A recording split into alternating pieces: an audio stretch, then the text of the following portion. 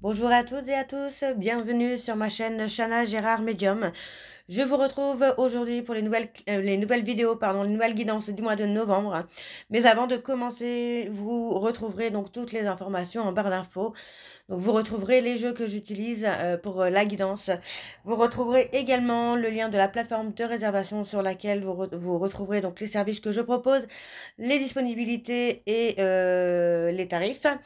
Vous retrouverez également le blog, l'abonnement au blog, ou si vous souhaitez faire des dons, vous avez la section dons également.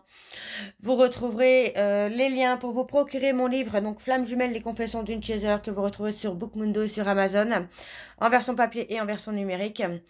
Et vous retrouverez également mon lien Vinted pour les bougies, pour ceux et celles qui m'ont demandé pour avoir le lien. Vous aurez le lien en barre d'infos. N'oubliez pas que ce sont des guidances générales, ça ne pourra malheureusement pas parler à tout le monde, donc je vous invite vraiment à prendre ce qui vous parle, ce qui résonne en vous, bien évidemment. N'oubliez pas non plus que les énergies sont interchangeables, il peut s'agir de vous, de votre côté également d'une tierce. Et je vous informe également, donc avant de commencer, que vous retrouverez donc les deux codes promo Chana 41221 pour les nouveaux clients et les nouvelles clientes pour avoir moins 20% de réduction sur la consultation d'une heure en médiumnité pure.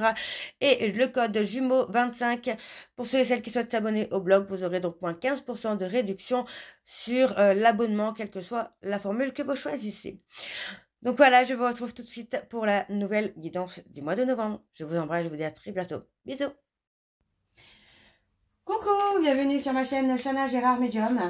Je vous retrouve aujourd'hui pour une nouvelle guidance sentimentale pour les cancers ascendant lunaire et vénusien pour la semaine du 3 au 9.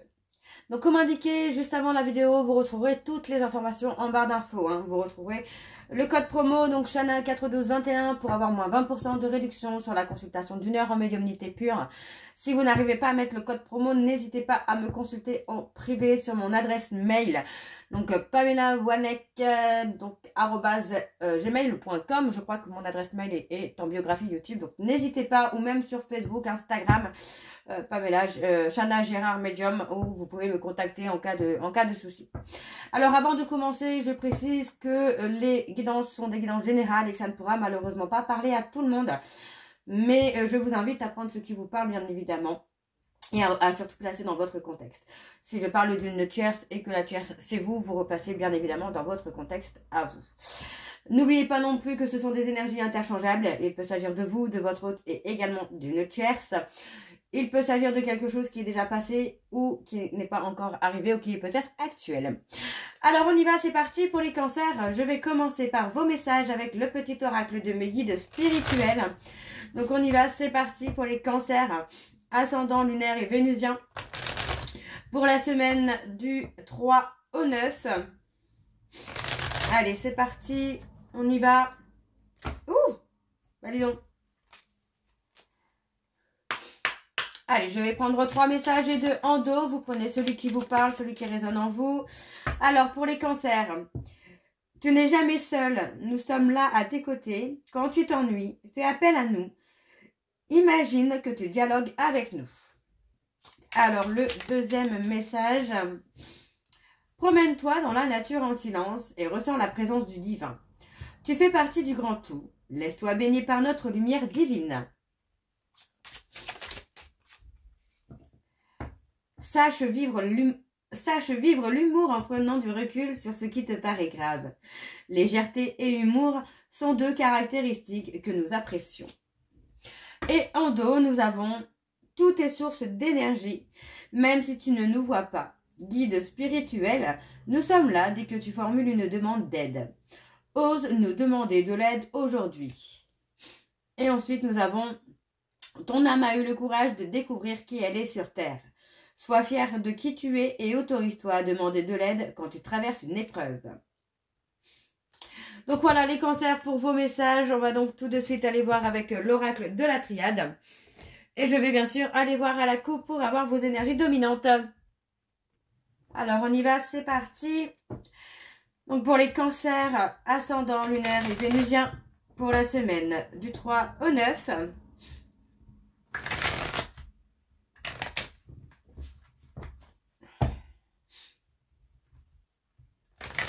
Allez, c'est parti, on y va.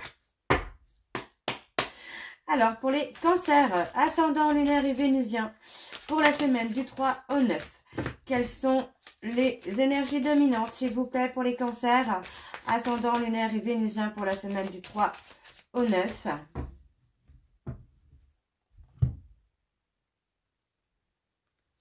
On a le sacrifice. On a sacrifié un vœu, un souhait. Hein.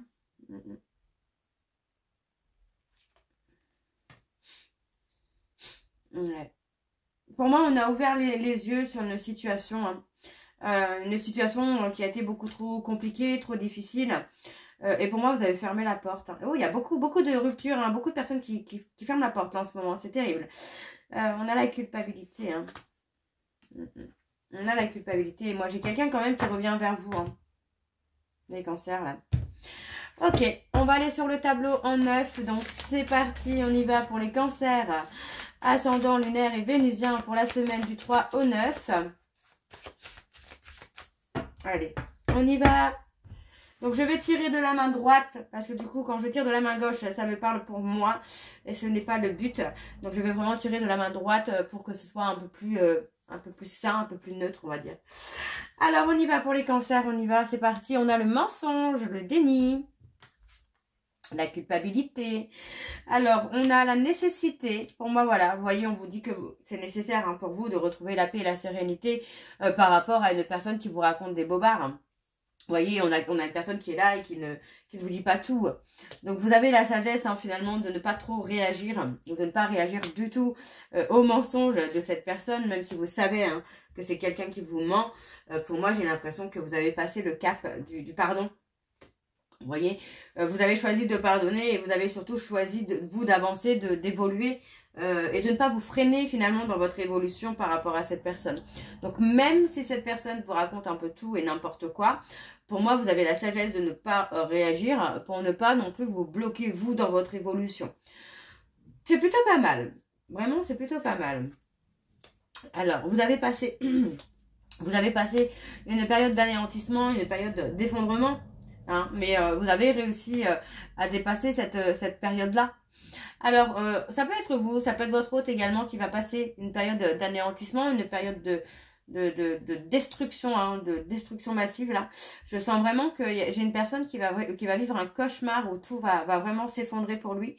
Bien que, pour moi, on parle vraiment de réussir, mais est-ce que justement ce n'est pas ça, ce n'est pas cette réussite-là qui va s'effondrer? Parce que pour moi, j'ai quelqu'un qui ne s'avoue pas, forcément être faible ou être sensible. Alors, on a une évolution. Ouais. On a le malheur. Ouais, j'ai quelqu'un qui s'en veut, qui regrette d'avoir eu peur, d'avoir cru qu'il y aurait du danger avec vous. Donc, pour moi, j'ai quelqu'un qui va avoir la sagesse, en tout cas, de revenir à la communication, ça, c'est certain. Mais est-ce que vous, à ce moment-là, vous serez ouvert ou ouverte au retour de cette personne? Là, c'est autre chose. Alors, on a l'accomplissement. Vous avez réussi à avancer, vous, hein, ouais. On a réussi, enfin, vous avez réussi à avancer, vous avez réussi à cheminer vers un aboutissement. Donc, pour moi, voilà, c'est pour ça que j'ai un peu cette sensation-là que vous n'allez pas forcément accepter hein, que cette personne revienne dans votre vie.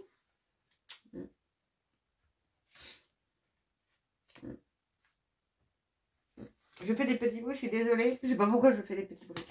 Alors, on a quelque chose d'inattendu. Vous voyez, pendant une période d'accalmie, on a quelque chose qui arrive soudainement, quelque chose que vous n'espérez pas ou vous n'attendez plus. Pour moi, on a vraiment cette notion-là où ça va être assez surprenant pour vous, les cancers.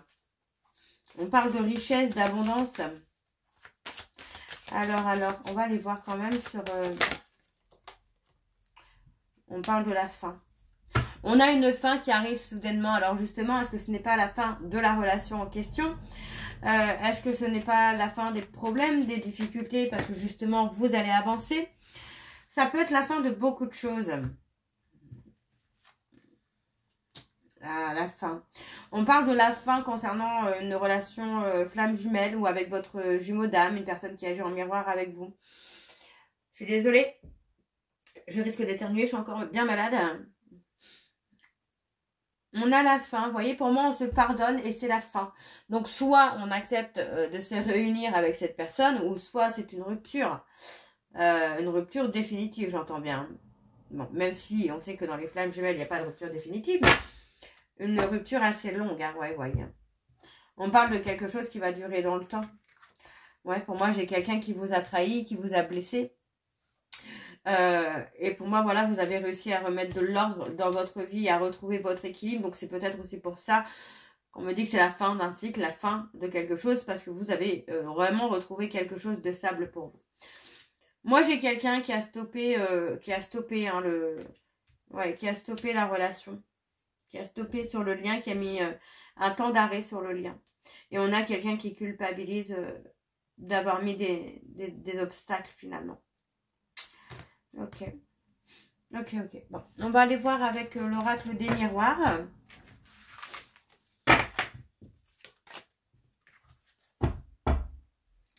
Allez, c'est parti, on y va.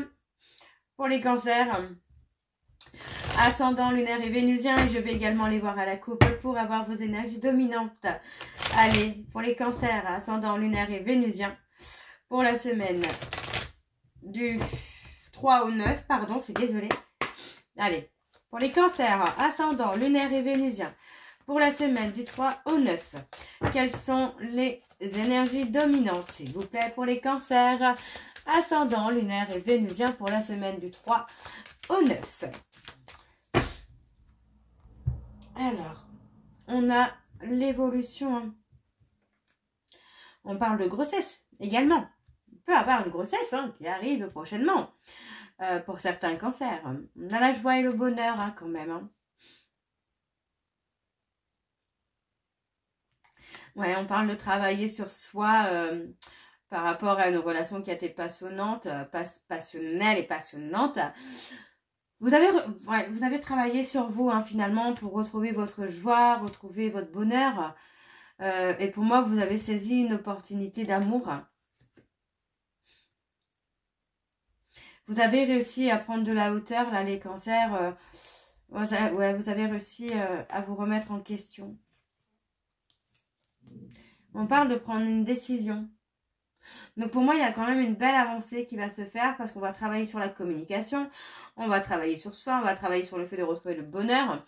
On va se mettre en retrait par rapport à une relation qui a été passionnelle pour évoluer, bien sûr. Mais on se met en retrait. Vous voyez, on va s'isoler finalement de cette relation-là.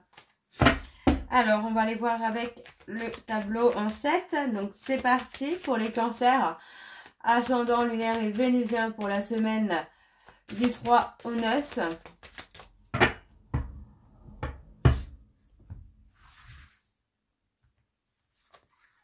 Ouais, on a encore le mensonge qui ressort. On a quelqu'un qui est dans une période d'enfant, d'immaturité émotionnelle et sentimentale. Alors, ouais, ça va s'estomper pour vous là.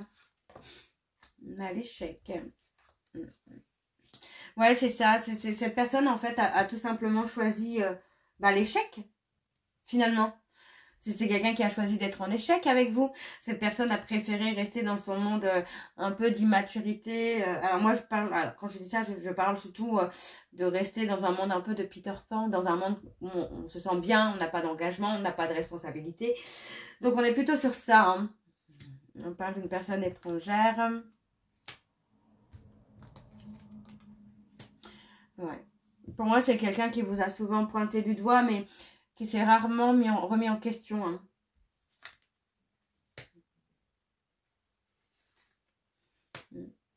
On a la distance. Vous voyez, pour moi, vous avez pris de la distance.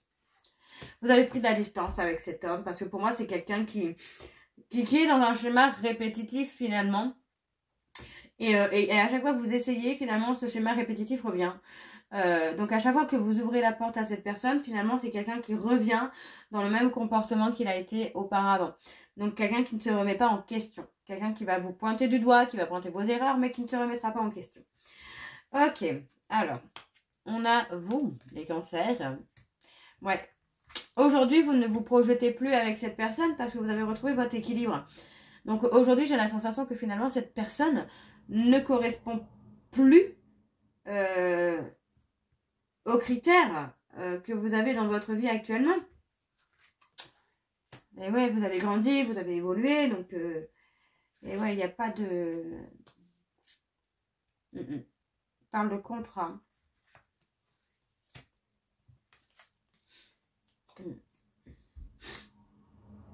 Pour moi, il y a quand même une évolution. Hein. On a quand même une évolution, mais c'est vrai qu'aujourd'hui, enfin là tout de suite maintenant, bah, vous ne vous projetez plus avec cette personne parce que vous cherchez quand même de l'engagement, de la stabilité. Et je pense que vous avez quand même des doutes sur le fait que cette personne, voilà, que cette personne puisse vous amener ce côté engagement. Moi, j'ai quelqu'un... Pardon. J'ai quelqu'un qui reste enfermé dans une relation amitié amoureuse qui n'évolue pas. Ok. Donc, effectivement, pour moi, il y a quand même une opportunité là de communication, d'échange.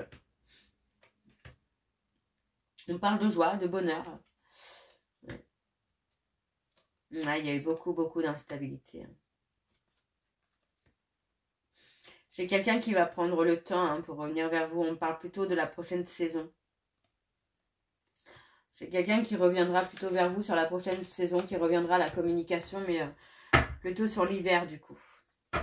Alors, on va aller voir avec l'Améthyste Love. C'est parti, on y va.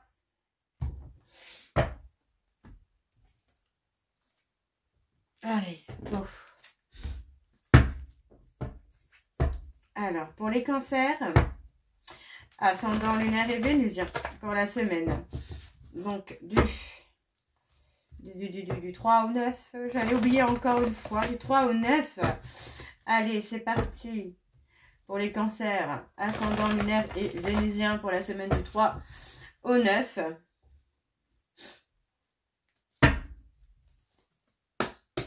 Allez. Pour les cancers, ascendant lunaire et vénusien pour la semaine du 3 au 9. Quelles sont les énergies dominantes, s'il vous plaît, pour les cancers?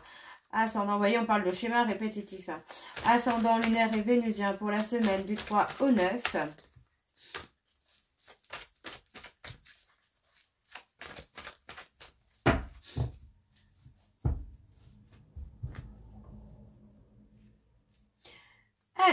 Alors, on parle de rester patient, de rester patiente. Vous voyez, pour moi, on parle de tourner la page, quand même, de tourner la page. Mais finalement, vous voyez, pour moi, on tourne la page, mais c'est à ce moment-là où ça va se réchauffer pour vous. Alors, on vous dit que ça va être le bon timing. Pour moi, vous voyez, on parle d'une invitation. Ça va être le timing pour moi. Alors, on parle d'une invitation pour moi d'un schéma répétitif. Je pense que c'est plutôt le timing qui va être là pour justement sortir d'un schéma répétitif. On a une invitation pour sortir d'un schéma répétitif. On parle d'une relation karmique dans laquelle il y a eu de l'humiliation. Ouais.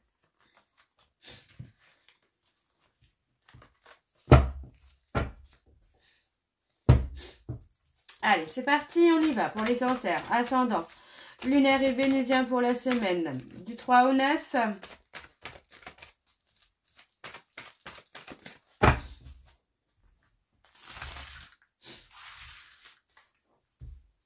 Allez. On parle de secret.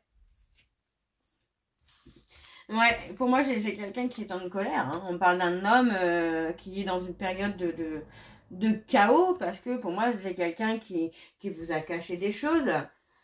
Cette personne vous a caché des choses, a caché quelque chose qu'il ne fallait pas cacher. Et ouais, on parle d'avoir trahi, d'avoir trompé. Alors, pour moi, c'est quelqu'un qui vous a trahi, qui vous a trompé, mais qui ne va pas forcément le reconnaître dans ce sens-là. C'est quelqu'un qui peut vous dire que non, que c'était pas comme ça, ou que bah, cette personne, elle l'a pris comme ça, mais c'était pas comme ça, vous voyez. Va essayer d'arranger les choses à son avantage. Alors, on parle d'un rendez-vous dans une période de 3 mois. D'un visuel. On parle d'une rencontre possible pour certains cancers.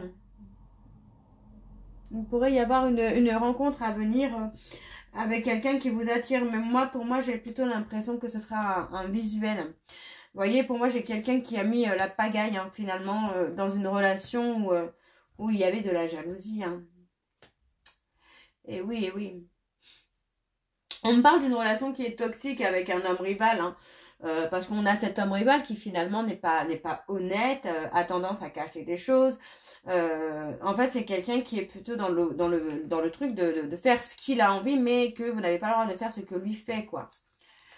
Ok, on a effectivement hein, quelqu'un de superficiel. Alors, il y a beaucoup d'instabilité. On parle d'instabilité et de réconciliation, donc pour moi c'est ça, on est sur un schéma répétitif d'aller-retour, de rupture, de réconciliation, de rupture, réconciliation. Donc vous vous sentez pris au piège par rapport à ça. Mais encore une fois, voilà, moi j'ai quand même la sensation que vous avez mis fin à ce cycle de schéma répétitif justement, et vous avez retrouvé un peu de chaleur humaine.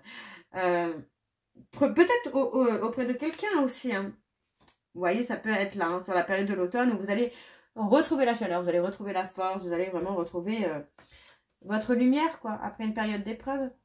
Vous allez réussir à passer au-dessus de tout ça. Hein. Il y a le succès, donc effectivement, vous allez réussir à passer au-dessus de tout ça. J'aimerais en savoir un peu plus sur cet homme rival. Hein. Ouais. Sur cet homme rival. Vous êtes détaché. C'est quelqu'un qui fait partie de votre passé, mais bah, vous vous êtes détaché. Et pourtant, cet homme se sent prisonnier finalement de vous, les cancers. Alors, ça peut être inversé, ça peut être une femme qui se sent prisonnière de vous finalement. Alors, encore une fois, on vous dit de rester patient ou patiente, puisqu'on vous dit que vous êtes dans une relation karmique. Alors, on parle d'un schéma répétitif. Pour moi, on vous dit, hein, il y a une fin de cycle hein, sur un schéma répétitif. Parce que pour moi, j'ai quelqu'un qui a été humilié, voire rejeté par rapport aux réseaux sociaux. Donc, peut-être que vous avez bloqué cette personne. Vous voyez, vous avez eu un déclic et vous avez préféré vous éloigner parce que pour moi, j'ai quelqu'un qui vous a menti sur sa loyauté et sur sa fidélité.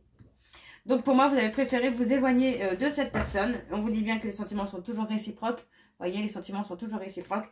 Mais voilà, vous avez préféré vous éloigner de cette personne parce que c'est quelqu'un qui n'était pas honnête. Donc il y a un déclic à venir quand même. Hein.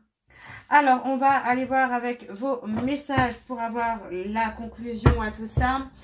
Donc avec l'oracle dis-moi que tu m'aimes. Et je vais prendre 3 messages et 2 en dos. Encore une fois, vous prenez celui qui vous parle, celui qui résonne en vous. Allez, c'est parti, on y va.